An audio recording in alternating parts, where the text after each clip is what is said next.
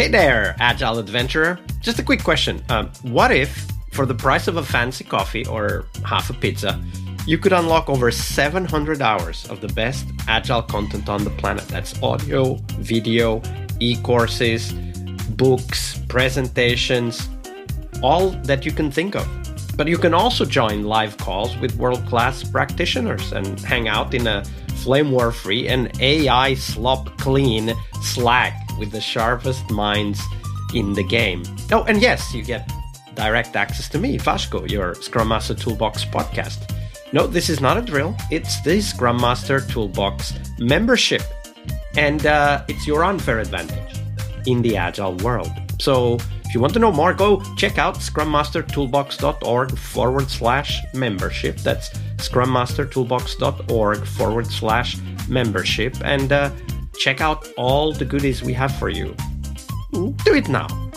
But if you're not doing it now, let's listen to the podcast. Hello, everybody. Welcome to Success Thursday, the big question of the week this week with Stuart Tipples. Hey, Stuart. Welcome back. Hey, Vasco. So looking forward to this. And we'll talk about success, of course, and that's the one I'm looking forward to. But to set that up, let's talk about retrospectives. We've mentioned retrospectives a few times this week. But when you think about retrospectives as a core engine of improvement and of course, adoption in some cases, what's your favorite Agile retrospective and why?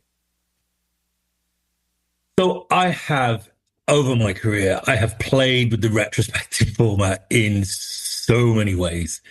I will hold my hands up. I have been guilty of being that Scrum Master that sort of tries to enforce fun on the team in the retros, right? Learned that lesson very quickly. You can't. Fun will not be optional. You shall be laughing. It's terrible. And really, I have no excuse because I'm the worst person for that, right? If you try and tell me that it's going to be fun, I'm instantly going to pull my shutters down, right? But having sort of messed about, there's a couple of key things that I've picked up. And one, if we're looking at format, my go-to 9 times out of 10 is, my personal favorite is the 4 L's, liked, learned, lacked, and longed for. You're going to ask me why. And it's really easy response to me. It is, for me, I find it's the perfect balance of, it gives you the warm fuzzies, but it's also great for that sort of hard honesty. So if we break it down, liked, that gives us space for the appreciation, right? So that's the warm fuzzies bit I touched on, right? Learned. So that's already shining a light on some growth. Okay. So again, that's brilliant as an Agile team, as a Scrum team. That's what we want to see. In the lacked area, that's a great way for sort of exposing our gaps, and whether that's support, tools, behavior. We want to shine a light on that, right? That's what Scrum is very good at, right? It holds that mirror up and it shows us. And then last of all, we've got the longed for, and what the longed for is great, and it sort of comes back to the warm and fuzzies, is that space to dream and dream big, right? Not necessarily going to achieve it, but it gives us that space for people to sort of really sort of share those big dreams on what we'd like as a team to sort of see, to be able to do.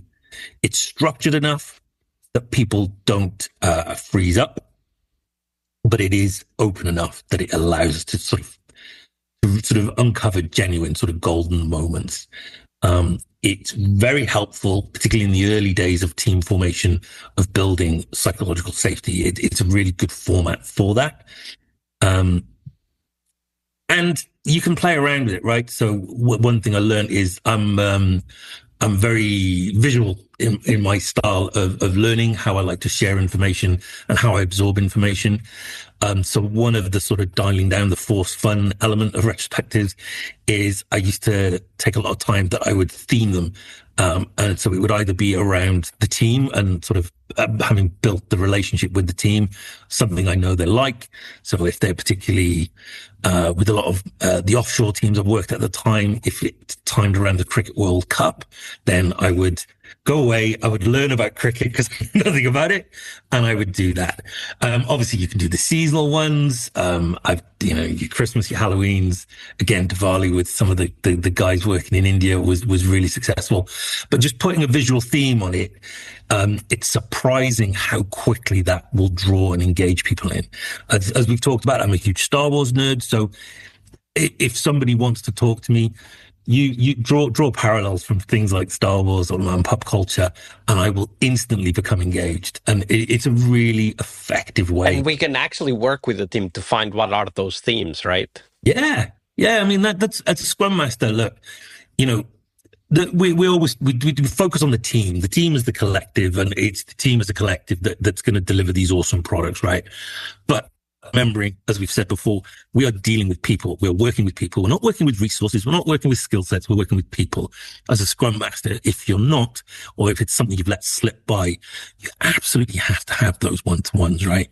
So you can speak to the people in your team individually, and that's how you build relationships. That's how you learn about what they've got going on in work, but what they've got going on in their personal lives, what they're, if something exciting is coming along, whether it's their kids, so talking about one-on-ones and talking about building those relationships, of course, that's a critical element for us to reach a successful outcome of our work as Scrum Masters. But in order to do that, we need to have a clear vision of what that looks like. So that's the next question, Stuart. How do you define success for yourself as a Scrum Master?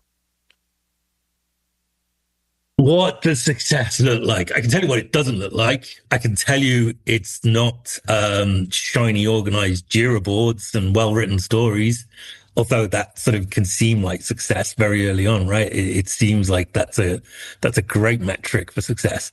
That stuff will come, right? That's tooling, and that's what you need. Success as a Scrum Master, I think it comes back to a little bit what we talked about before. It's if you are working with a team where healthy conflict happens, right? And it doesn't need you necessarily tease it out, but it's healthy conflict that ends with, what should we say? It ends with insight. It doesn't end with people sort of running off to HR or handing in resignation letters, right? That's healthy conflict. It's about teams having transparent, so visible priorities. So it's not about having sort of secret squirrel work. It's not about having a PO that sort of hides the roadmap, like almost that they keep it held hostage and it's a negotiation to sort of be able to get access to it, right? I guess the ultimate success measure for me is if a team calls its own behavior out before I've had to sort of raise a sort of a Dr. Spock eyebrow up on camera, right? That they know is my sort of instant sort of, are you sure about that? Is that really what we want to do? So they do that, but they do that like not as criticizing, but more like, have we thought about the consequences? Or maybe we should try something like that.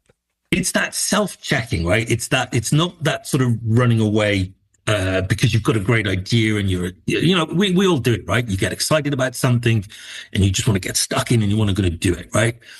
So it's almost like the success boils down to if a team does all those things while you as a Scrum Master are not in the room, that's your metric of success, right? When they behave that way, you're not in the room and others see it.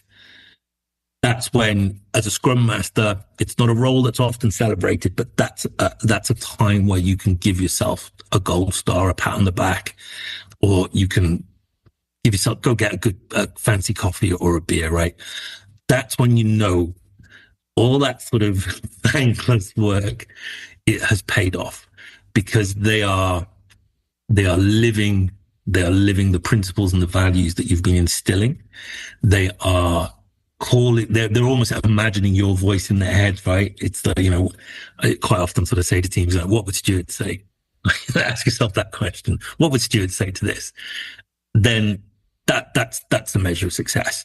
And then if they are celebrated, they are seen, and they are seen as a successful, predictable team that has credibility within an organization, within your stakeholders, that's huge. That's so hard. Even now, this agile game is, decades old, and yet people still don't trust this approach to work, despite the data to show that this will offer value. This will prove success. It will make people in your teams happier. And if you've got happy teams, then you'll be happier. Awesome products will be delivered. Build that trust, show that credibility. That's success. Yeah. And you said something right now that I think it's important, that when we talk about happy teams, it may sound that it's like just that no problems are there, that everything is just going perfect. But that's not what happy teams look like. Happy teams look like committed individuals that want to overcome whatever problems come their way and still feel happy about their ability to do the right thing, instead of people who never see any obstacles or any difficult it's moments. Toxic positivity, right? Yeah, exactly.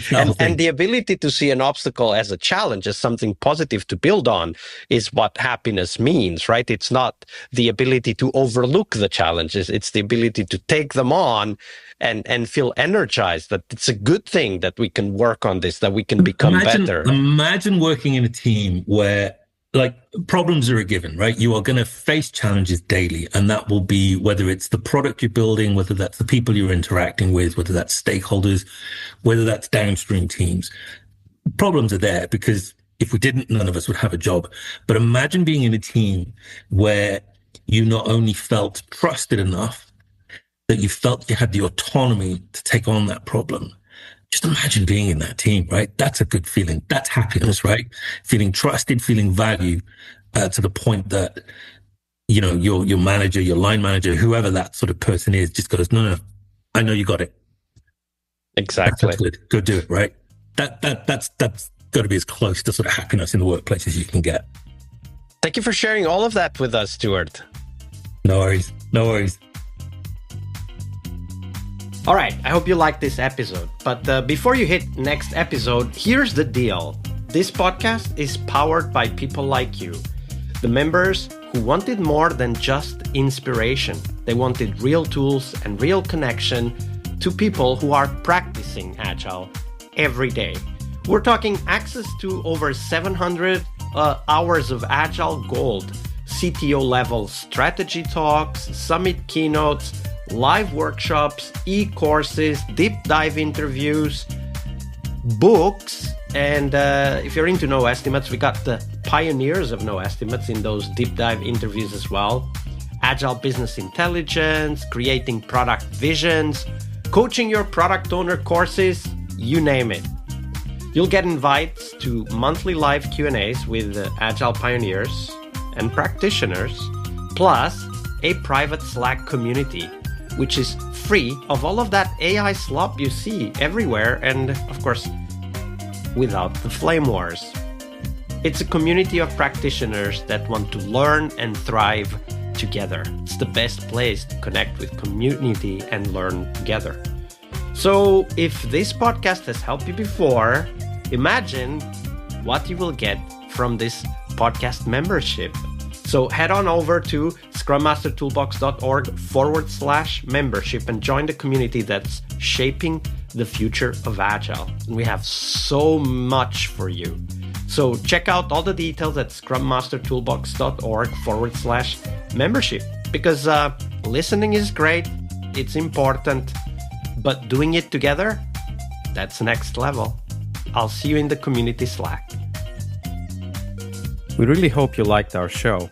And if you did, why not rate this podcast on Stitcher or iTunes?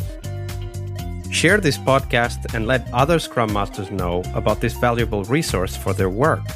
Remember that sharing is caring.